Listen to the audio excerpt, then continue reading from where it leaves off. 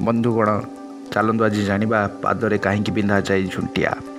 पाद आंगुली रे पिंधा जाउथुवा झुंटिया केवल नारी विवाहित होगाकू दर्शाए नहीं, यह सह विज्ञान मध्य जड़ित रही। जहाँ संपर्क में सबू नारी जाना जरूरी। झुंटिया पिंधा परंपरा एबेकार नुहे, बहु पुराणा यार इतिहास।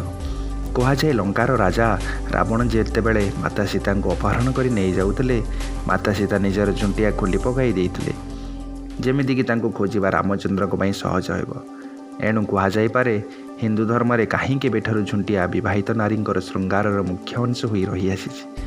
पादर द्वितीय आंगुड़ी रे यह पिंधा जाए। आउ खास करी विवाह पर रूपा झुंटिया पादर बड़ आंगुड़ी पर थिबा दुईटी आंगुड़ी रे पिंधा जाए। यह द्वारा वैवाहिक जीवन सुखमय हो बोली विश्वास रही। यह भी धरा जाए झुंटिया महालक्ष्मी को आकर्षित करे, तेणु बह पर यह पिंधा अनिवार्य बोली हिंदू धर्म में मान्यता रही। यही झुंटिया सह स्वास्थ्य और विज्ञान भी जड़ित रही। आयुर्वेद अनुसार हृपिंड और गर्भाशय सह पादर द्वितीय आंगुड़ीर शिरार संजोग रही।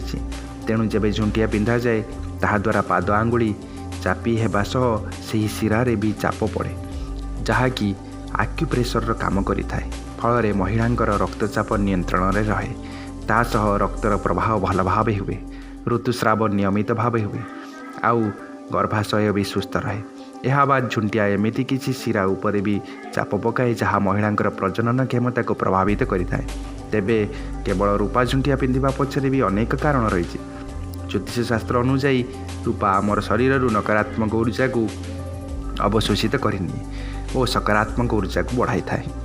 यह शरीर को शीतलता भी प्रदान करे। बंधुगण तेबे आपण जानिले आमे झुंटिया कहीं पादरे पिंधि जाऊ।